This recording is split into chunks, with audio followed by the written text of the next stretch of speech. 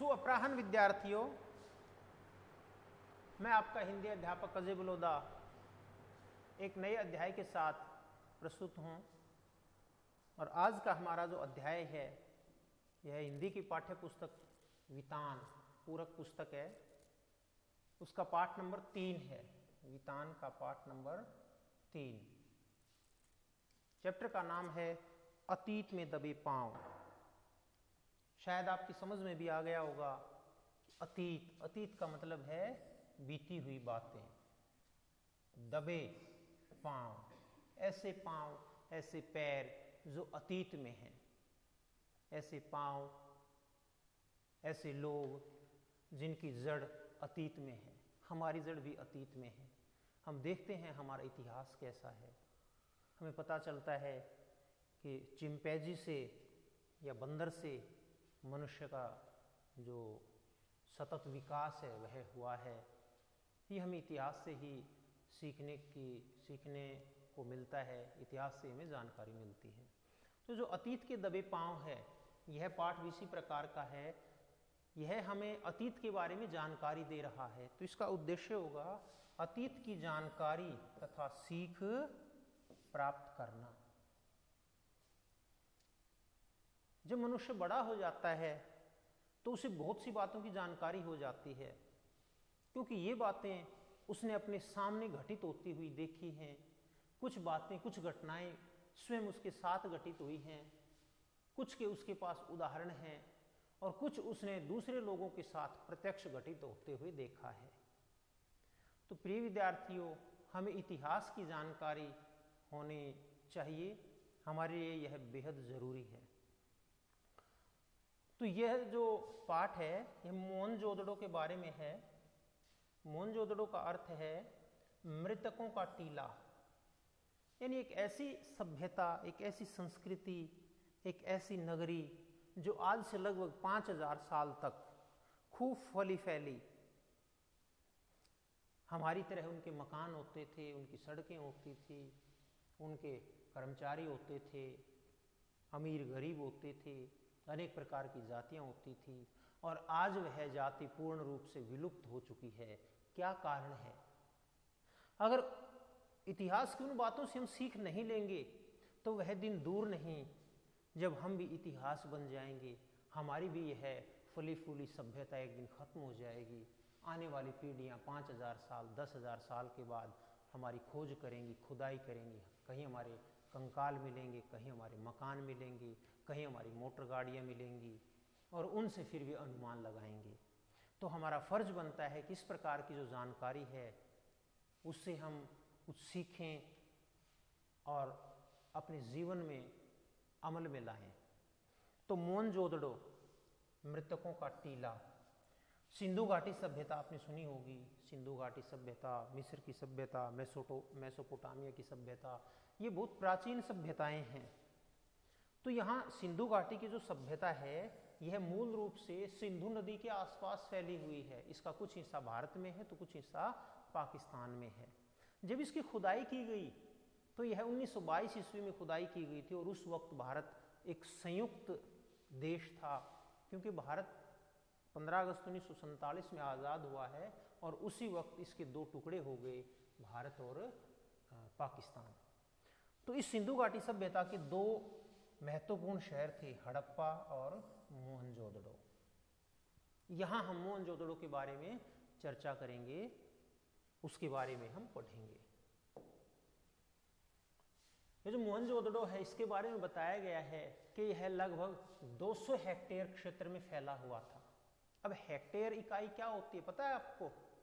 Hectare होती है, 1 hectare में 2.5 एकड़ होते हैं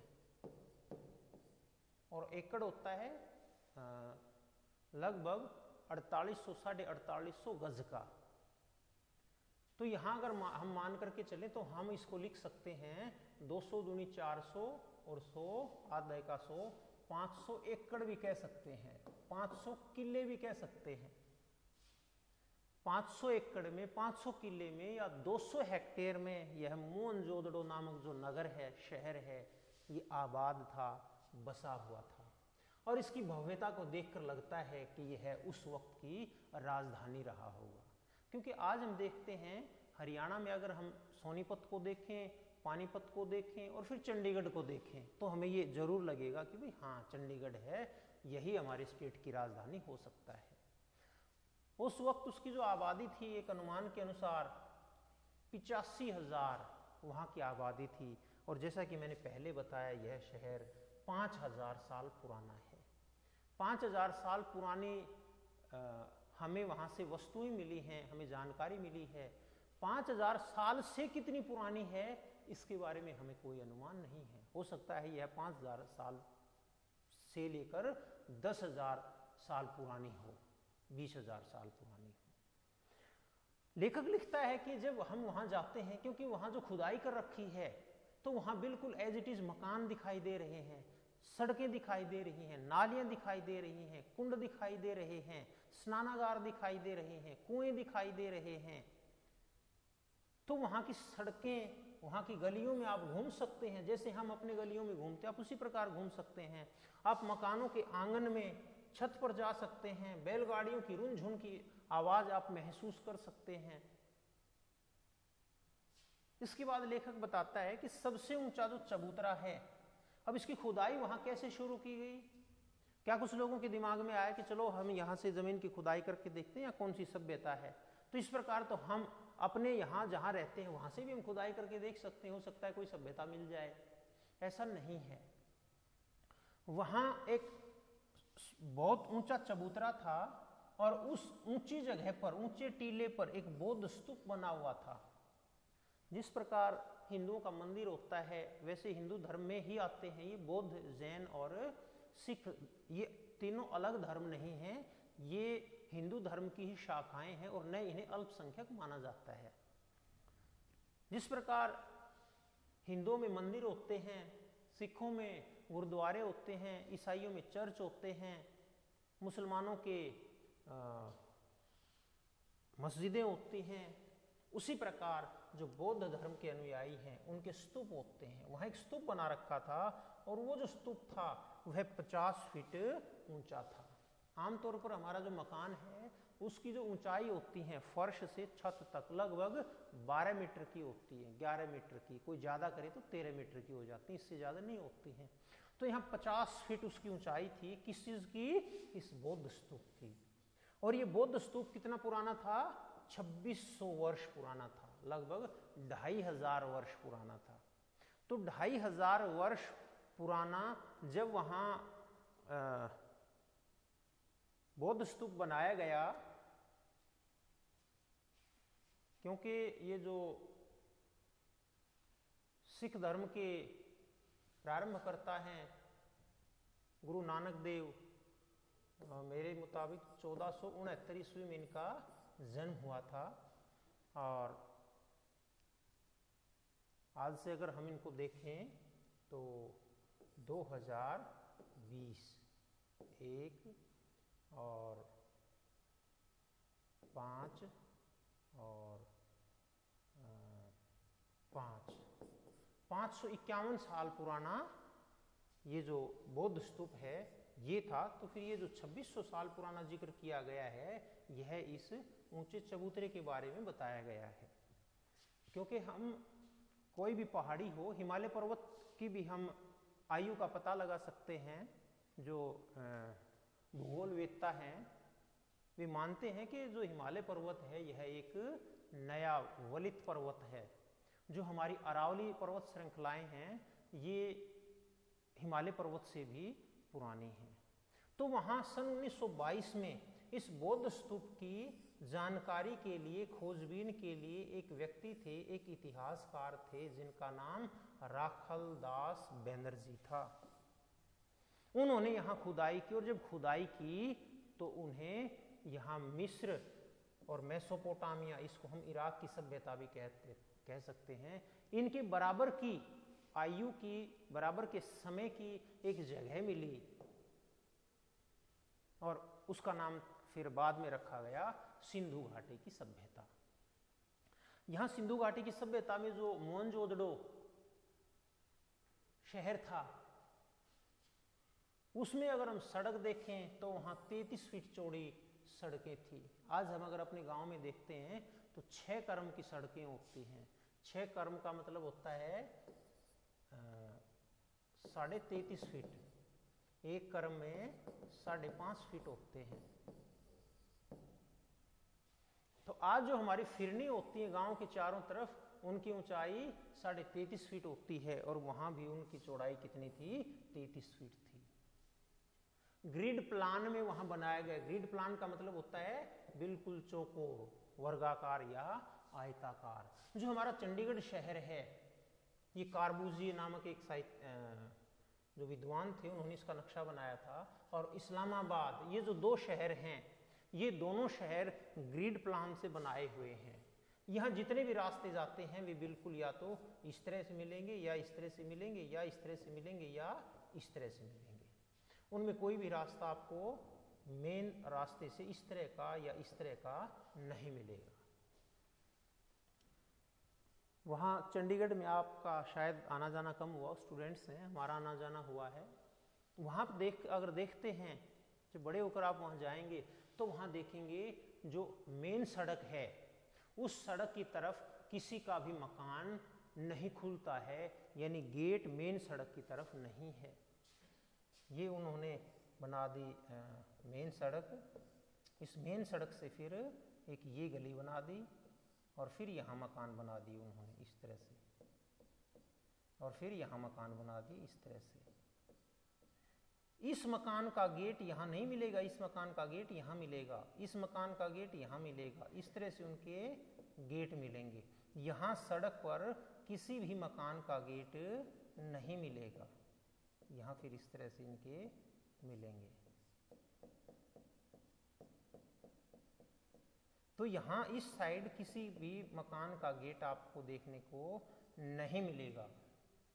ये इतना वैज्ञानिक है क्योंकि यहाँ आमतौर पर लोग क्या करते हैं, यहाँ मकान बनाएंगे, यहाँ तक रैंप चबूतरा बनाएंगे, यहाँ तक रैंप बनाएंगे, आधी जो सड़क होती है उसको घेर लेते हैं।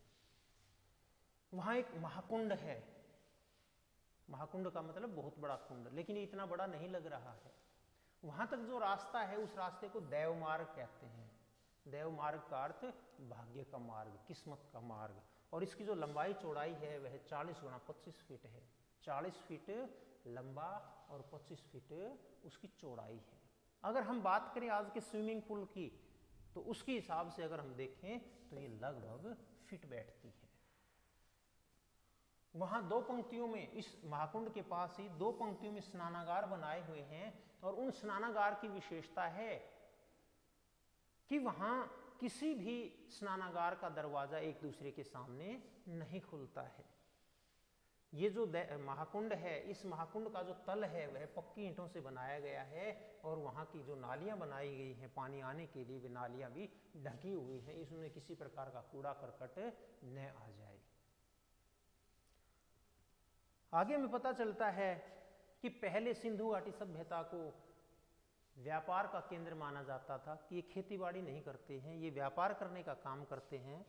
लेकिन नवीनतम खोजों से पता चला है कि वहाँ के रहने वाले व्यक्ति व्यापार भी करते थे, खेतीबाड़ी भी करते थे और पशु पालने का काम भी करते थे। उनके पास जो औजार मिले हैं, उन औजारों में बहुतायत या तो पत्थर के औजार थे या तांबे के औजार थे। तांबे जैसी धातुओं का उन्होंने आविष्कार कर रखा था। वहाँ रबी का मतलब होता है जिसको हम सर्दियों में बोने वाली फसलें बोलते हैं।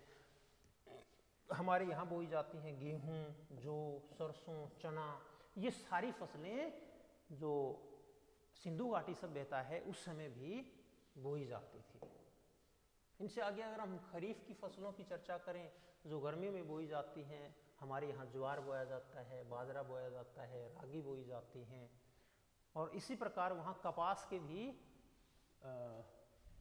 कपास होने की भी जानकारी मिली है, क्योंकि वहाँ कुछ कपड़े मिले हैं जो बहुत पुराने हैं। इतिहासवेत्ताओं ने इनकी जानकारी ली है तो ये लगभग 5000 साल पुराने, 6000 साल पुराने उनकी आयु, उनकी उम्र ठहरती है। ये जो हैं ज्वार है, बाजरा है, गेहूं है, इनके बीज मिले हैं वहाँ, कोई जली हुई अवस्था में, कोई गली हुई अवस्था में, कोई सड़ी हुई अवस्था में। इनके अलावा वहाँ खजूर भी उगते थे। खजूर की एक विशेषता होती है, यह रेगिस्तानी एरिया में उगता है। खरबूजे ये भी, और अंगूर, ज्वार, बाजरा, ये सभी, इनसे हमें पता चलता है कि वहाँ का जो क्षेत्र था वह राजस्थान की तरह था, एक रेगिस्तानी एरिया था। इतिहास में सबसे पहले जानकारी मिलती है कि सिंधु घाटी सभ्यता में कुओं का प्रयोग किया जाता था और वहां लगभग 700 कुएं थे। अब जमीन में कुआं खोदने से, जमीन में अगर हम खोदते जाएं तो हमें पानी मिलेगा, ये एक किसी वैज्ञानिक तथ्य से कम नहीं था। ये बड़ी अजीब बात थी। आज हम नीचे जमीन की तरफ खोदते जाएं हमें क्या मिलेगा? जब तक हमें उसके बारे में जानकारी नहीं होगी, हम उनके बारे में कोई पता नहीं लगा सकते, कोई जानकारी नहीं लगा सकते हैं। यहाँ नीचे धरती में पेट्रोल होगा या नहीं होगा, ये भी हम अनेक हमारे पास उपकरण हैं, उसके बाद हम पता लगा सकते हैं। तो या तो उनके पास कोई उपकरण था, उन्होंने देखा कि भाई हाँ नीचे जल है, आधुनिक पंप सेट से वे उसकी पानी की दुहाई करते थे। वहाँ नदियाँ थी, कुंड थे, कुएं थे, स्नानागार थे, पानी की बेजोड़ निकासी की व्यवस्था थी, नालियाँ बनाई हुई थी, जरूरत होती थी वहाँ कच्ची थी, जरूरत होती थी वहाँ पक्की थी। तो लेखक कहता है कि सारी संस्कृति को हम सिंधु घाटी सभ्यता को जल संस्कृति कह सकते हैं। फिर मकान के बारे में लेखक हमें जानकारी देता है कि जो वहाँ के मकान थे वे सामान्य रूप से 30 फीट चौड़े और 35 फीट लंबे थे। सामान्य मकान, कुछ मकान इससे दुगुने आकार के भी थे और कुछ तिगुने आकार के भी थे, लेकिन जो ज्यादातर मकान थे वे 35 बाई 30 फीट के थे। वहीं एक और मकान दिखाई देता है, उसके 2 आंगन थे और 20 कमरे थे। तो लेखक अनुमान लगाता है कि शायद वह मुखिया का घर रहा हो, मुखिया का परिवार वहां रहता हो। वहीं घर थे वहां कुंड भी थे, वहां नगर योजना भी थी, वहां सड़कें भी बनाई हुई थी। ये सब वहां या तो वर्गाकार था या आयताकार था, जैसा कि मैंने पिछले पेज पर बताया था। इस तरह से या तो वर्गाकार बना हुआ था या आयताकार बना हुआ था।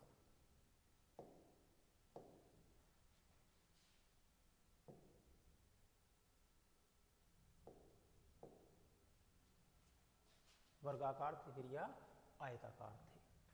इसी प्रकार एक और विचित्र बात वहां देखने को मिली, हैरान कर देने वाली बात वहां मिली कि वहां हमारे यहाँ आपने देखा होगा अपने गांव में, अपने घरों में, जब हम मकान बनाते हैं तो जो हमारे गेट होते हैं उसके ऊपर छज्जा होता है, या जो हमारे जंगले वगैरह होते हैं, खिड़कियां होती हैं, उन पर भी हम एक स्लैब डाल देते हैं, छज्जे डाल देते हैं। और ये डालने का एक जो बहुत बड़ा कारण है वह कारण है कि गर्मी से हमारा बचाव होना। लेकिन वहाँ के जो खिड़कियां थे, वहाँ के जो दरवाजे थे, उन पर छज्जे नहीं थे। एक बहुत ही विचित्र बात है। एक तरफ हमें पता चलता है कि भाई वो लगभग रेगिस्तानी एरिया था, वहाँ खजूर भी उगता था, वहाँ ज्वार बाजरा भी उगता था, और दूसरी तरफ वहाँ खिड़कियां पर, दरवाजों पर छज्जे नहीं थे। इसके अलावा और भी हैरान कर देने वाली बातें हैं कि वहाँ की जो मोहरें थी, जैसे अपने यहाँ सिक्के होते हैं, इंदिरा गांधी का उन पर फोटो है, उन पर भारत माता का फोटो है, सुभाष चंद्र बोस का फोटो है, महात्मा गांधी का फोटो है, दरियाई घोड़े का फोटो है। इसी प्रकार उस समय की जो मोहरें थी, करेंसी थी, उन पर शेर, हाथी, गेंडा, इन चीजों के वहाँ सिंबल होते थे, चिन्ह होते थे।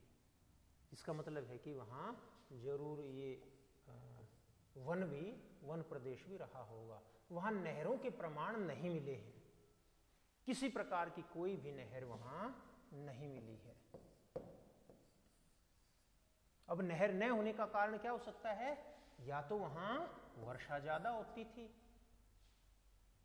या फिर वहाँ हो सकता है जो कुएं से पानी निकाला जाता था उसकी बहुतायत थी। भाई हमारे गांव में, हमारे क्षेत्र में, हमारे इलाके में अगर नहर नहीं है तो उसके कारण क्या होंगे?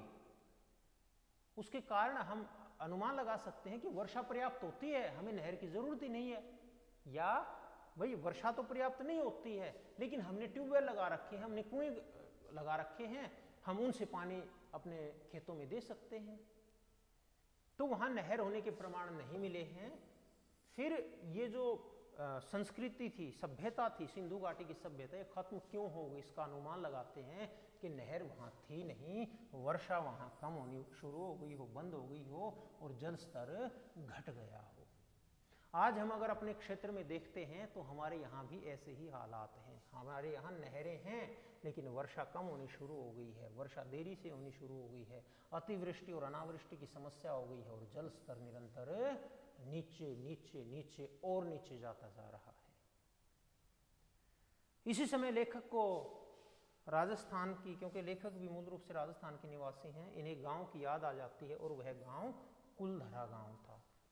लगभग 150 साल पहले की यह घटना है और वहाँ उस वक्त जो वहाँ के राजा थे, उन राजा के साथ इस कुलधरा गांव के लोगों का झगड़ा हो गया और इन्होंने अपने स्वाभिमान के कारण वह गांव ही छोड़ दिया। रात को ही उस गांव को छोड़कर चले गए। अगले दिन जो कुछ अड़ोसी पड़ोसी गांव के लोग बचे हुए थे, उन्होंने इस गांव को लूट लिया था। जब लेखक को कुलधरा गांव की याद आती है तो वे अपने गांव की याद में खो जाते हैं और उन्हें बैलगाड़ी याद आती है। बैलगाड़ी में दुल्हन को लाया जाता था तो किस प्रकार बैलगाड़ी को सजाया संवारा जाता था, उन्हें याद आता है। उन्हें याद आता है कि बैलगाड़ी में किस प्रकार सबसे पहले लकड़ी के पहिए होते थे, फिर जीप के पहियों का इस्तेमाल किया जाने लगा और फिर हवाई जहाज का प्रयोग किया जाने लगा। एक तो इस प्रकार लेखक कहते हैं कि एक हवाई जहाज है जो हवा में चलता है और एक रेगिस्तान का जहाज है बैलगाड़ी। जो गाड़ी है उसमें हवाई जहाज के टायरों का इस्तेमाल किया जाता है, पहियों का इस्तेमाल किया जाता है और वह रेगिस्तान का जहाज कहलाता है। अब अजायब घर के बारे में बताते हैं। मोहनजोदड़ो का वहीं अजायब घर बना रखा है, लेकिन वहाँ का अजायब घर जो है वो बहुत छोटा है। एक कस्बे की जो स्कूल की इमारत होती है लगभग 1-2 एकड़ में फैला हुआ है और वहाँ कोई ज़्यादा चीज़ें नहीं हैं। जो सबसे ज़्यादा चीज़ें हैं, क्योंकि उस वक्त भारत गुलाम था, 1922 में जब इसकी खुदाई की गई तो कराची, लाहौर 2 क्षेत्र जो हैं ये पाकिस्तान में चले गए, दिल्ली भारत में रह गया और लंदन।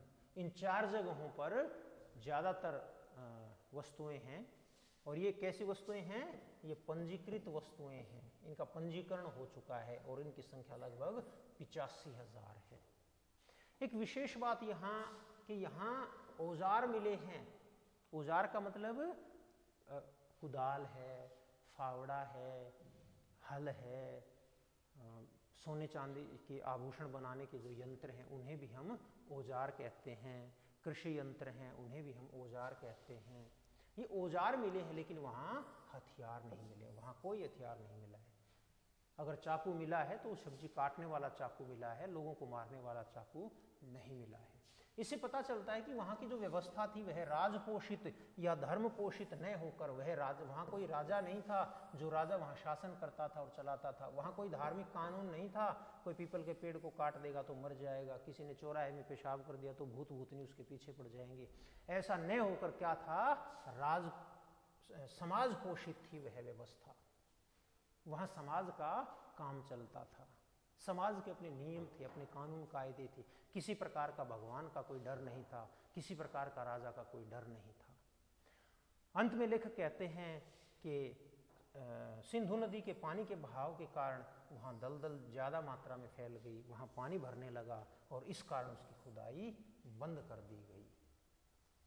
तो प्रिय विद्यार्थियों, इस प्रकार का हमारा यह पाठ है और हमने कोशिश की है कि इसको अच्छी तरह से पहले लिखें, फिर आपको समझाएं और इस प्रकार जानकारी दें कि आपको समझ में आए।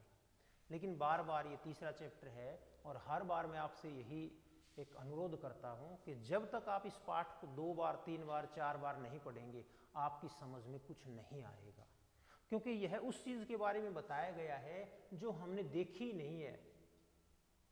वो जगह कोई और है, लिखने वाला कोई और है, उसका दिमाग और है, हमारा दिमाग और है, उसकी बातों को हम एज इट इज समझ जाएं, ये बहुत मुश्किल होता है। तो इस प्रकार इस चैप्टर को 2-3 बार पढ़ेंगे, समझ में नहीं आए तो भी पढ़ेंगे, केवल ये देखेंगे कि मुझे इस चैप्टर को 3 बार पढ़ना है, समझने की जरूरत भी नहीं है, पढ़ते जाएं। उसके बाद जब हम इस पाठ को पढ़ाएंगे, इस चैप्टर को पढ़ाएंगे, तो आपकी समझ में आएगा। दूसरा, जहां समझ में नहीं आता है वहां पूछने की जरूरत है, अगर नहीं पूछते हैं तो भी कोई फायदा नहीं होगा। तो अंत में जैसे कि हर चैप्टर में कहते हैं, अगर किसी प्रकार की कोई समस्या हो तो मुझसे व्यक्तिगत रूप से संपर्क कर सकते हैं। ओके।